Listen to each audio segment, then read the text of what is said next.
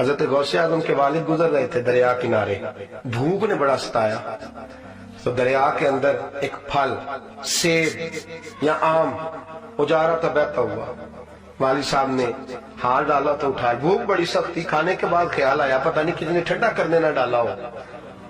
حالانکہ جو گری پڑی چیز ہے وہ کھا لینے سے جرم لاحق نہیں آتا، حکم یہ ہے کہ کھجوریں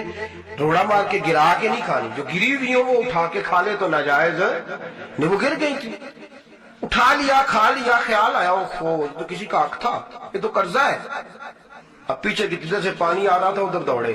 یہاں تو میاں لوگ اربوں خربوں کھا کے ڈکار بھی نہیں لیتے، پتہ نہیں کدھر جاتا ہے، ڈکار ہی نہیں لیتے، ایک پھل کھایا پیچھے کی طرف پلٹے، ایک باغ تھا دریا کنارے، باغ میں پہنچ گئے، سمجھ آ گئی اس کی ٹہنیاں جھکی ہوئی ہیں، یہاں سے گیا ہوگا، باغ کے مالک کو ڈھونڈا، کہا تیرا میں نے ایک سیب کھا لیا ہے، وہ بزرگ بڑے اللہ والے تھے، نظر اٹھائی کہنے لگے چڑھتی جوانی ہے، آنکھوں میں نور ہے، پاکیزگی کا حسن ہے، آیا کس کام ہے، سیب بخشوانے، سیب بخشوانے آ گیا، یہ تو دور ہی نہیں، لوگ کروڑوں کھا کے ڈکار نہیں، سیب کھانے سیب بخشوانے آ گیا، کہا اچھا لڑکا اچھا جانا نہیں چاہیے، بابا جی کہنے لگے پھر، کہنے لگے جی غلطی ہو گئی، قرضہ دینا ہے آپ کو، راضی کرنا ہے، کیسے راضی ہوتے ہیں، فرمانے لگے میں تو نہیں راضی ہوتا، پہلے ادھر رہ کچھ دن میرے باغ کی خدمت کر، وہ بھی سید بزرگ ہے، رہنے لگے، انہوں نے قریب سے دیکھا، کہنے لگے تو واقعی پرہیزگار ہے، کہا جی مجھے اجازت ہے، کہنے لگے نہیں، تو قرضہ ادا کرنے آیا ہے نا، اب میری شرطیں ماننی پڑیں گی، لوگ کہتے تھے غوث اعظم کے والد سے کہ جناب تھوڑے سے پیسے تھے آپ دے دیتے، فرمانے لگے سیب ہاتھ میں ہوتا تو پیسے دے دیتا، میرے وجود کا حصہ بن گیا تھا، کھا چکا تھا، اب اس شخص کو راضی کرنا ضروری تھا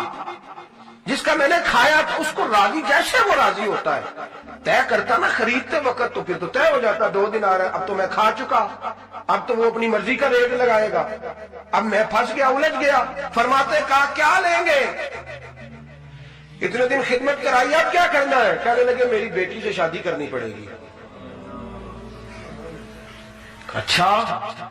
کہ بیٹی سے عاقل بالغ ہو، کہا ہاں بیٹی سے شادی کرنی ہے جی کرنی ہے، کہا وہ گونگی بھی ہے اندھی بھی ہے بہری بھی ہے، نکاح کرنا پڑے گا، تو چنگی بھلی نلنی لوگ کر دے ماپیاں دے آکھے لاکے، آندھے نے میں نکل جانا جے کروں، اماں بیچاری ساری رات جاگ دی، بلیک میل ہوندہ ہے ابا، وہ من جاندہ ہے ان کی کرے، بلیک میل جو ہو گیا من جاندہ ہے، کوئی ایسی گل نہیں، 15 یا 20 سال بڑے دعوے سے بات کر رہا ہوں، جو ماں باپ کو کٹہرے میں کھڑا کرتا ہے نا، میری بات لکھ لے، میں زندہ رہا تب بھی مر گیا تب بھی لکھ لے، جو ماں باپ کو کٹہرے میں کھڑا کرتا ہے اسے کٹہرے میں کھڑا ہونا پڑتا ہے، یاد رکھنا، کٹہرے میں کھڑا ہوگا تو،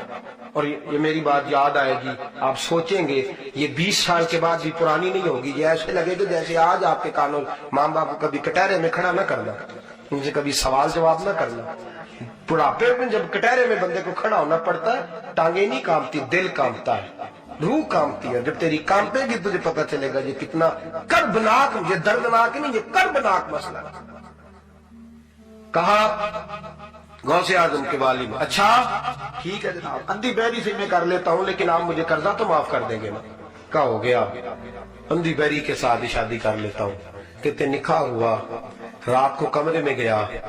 تو ایک وہ حسن ہوتا ہے نا جو لوگ بیوٹی پارلر سے خرید کے لاتے ہیں، اور ایک تقوی کا حسن ہوتا ہے، رنگ کالا بھی ہو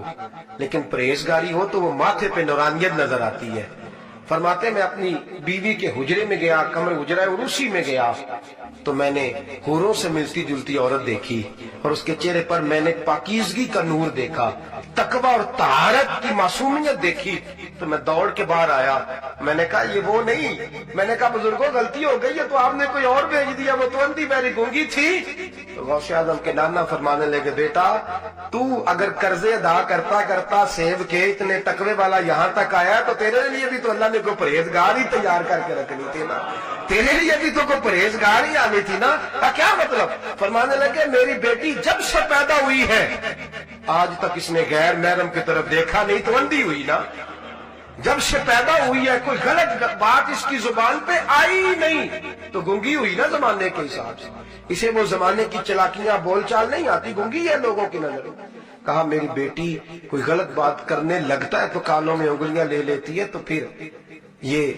بحری ہوئی نا، فرمانے لگے میری بیٹی تو چاند کا ٹکڑا ہے اور اس کے اوپر جو ہے وہ حسن ظاہری نہیں، خرید کیا ہوا نہیں، اس کو میرے رب نے اپنے فضل سے، اپنے کرم سے تقوی کا نور عطا فرمایا ہوا ہے۔ حضرت غوث اعظم جیلانی کے والد فرماتے ہیں مجھے اس پر ایک قرض ادا کرنے نکلا تھا